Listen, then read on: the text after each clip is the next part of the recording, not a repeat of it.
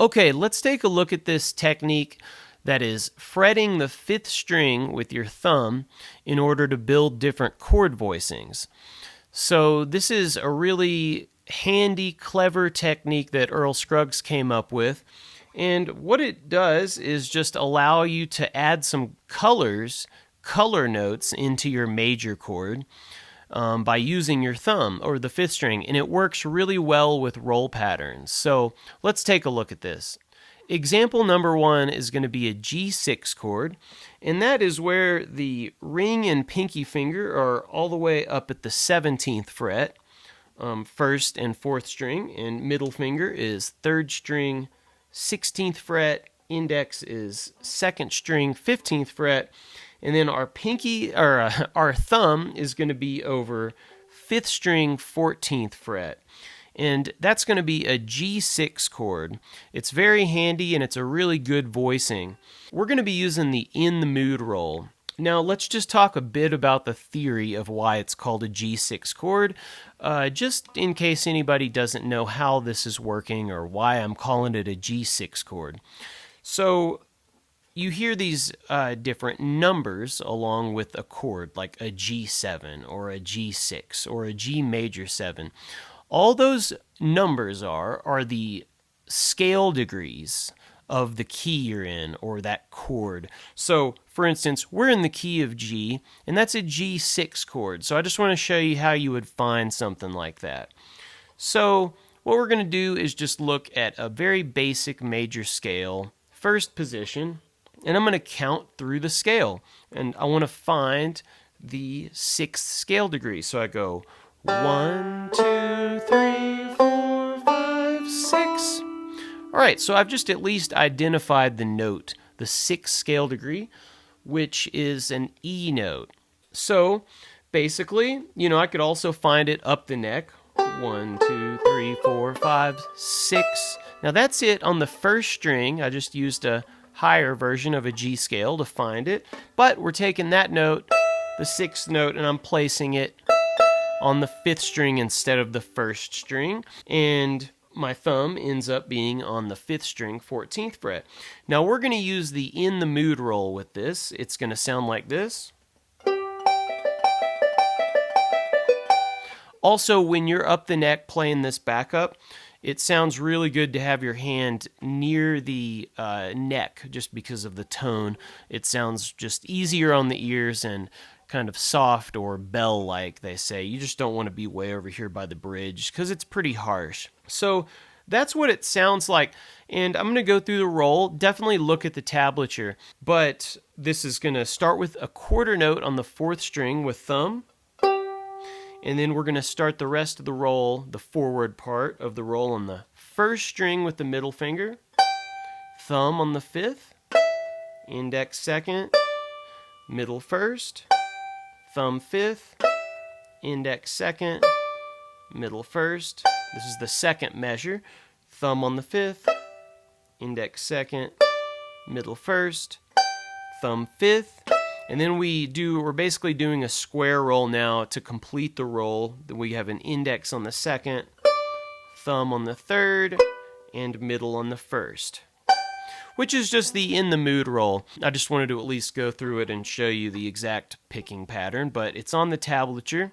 And let's just talk a little bit about where to use this now. So it's a G6 chord, but still just think of it as a G major chord, and you could use it on the 1 chord of a progression in the key of G. And it's just a nice color. It just adds a really nice color to your chord. And then you could use that, say, on the 1st chord if you wanted of the progression leading anywhere else it's going, to the 4 chord, the C chord, or it could go to a D chord. It could just be a way you could start a backup. You could also end up the neck as well. So also, just know that this is movable. I didn't write it out in every position because there's no real need to do that. Just know that you could move this shape around. It's completely movable because you're fretting every note. There are no open notes. So I could take it and move it a whole step down, and then I could have an F6 chord. And you might as well just practice the In the Mood roll because it sounds really good. Now I could take it, I could move it down to where an F-shaped C chord is. Thumb is over the 7th fret, and then I have a C6 chord. So basically practice moving that shape around to where you can just, get your hands used to fretting that 5th string. That part is a little challenging at first, I think. So now we're going to take a look at a G7 chord. All right, now the G7 chord. So everything is the same, exactly where our left hand was, except we're taking our thumb and we're moving it up a half step to play a flatted 7th note. We're just including an F note into our G chord, and now we have this sound.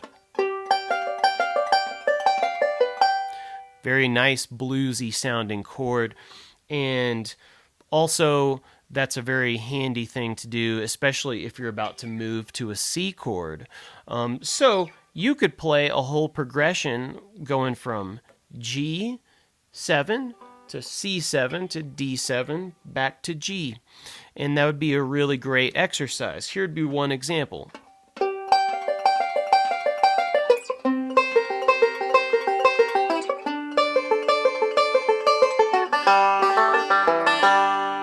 You could add a G lick at the end and that would sound nice.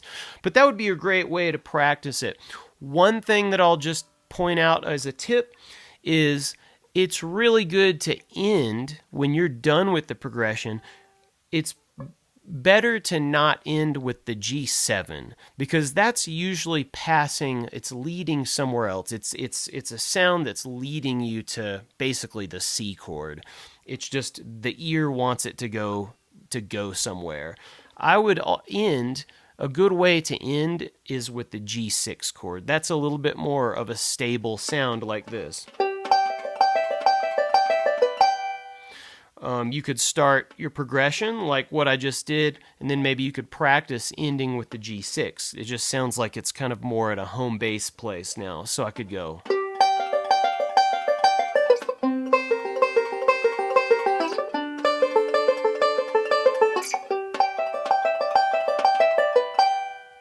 So I'm also mixing up the 6th and the 7th, but I just find that it sounds a little more complete when you end with the 6 versus ending with the 7, because the 7 is moving. It feels like it wants to move around. So we're going to see more of these in more complete versions of the backup, but at least start here. Start with getting your thumb over the 5th string and try both of those different shapes. Even if you just stayed right here for a while in the F shape up the neck with the thumb on the 14th or the 15th fret, just kind of sit and practice.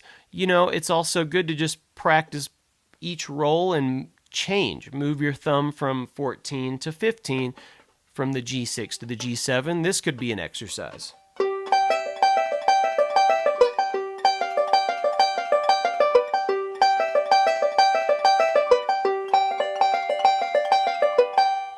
Okay, so that's just more repetition.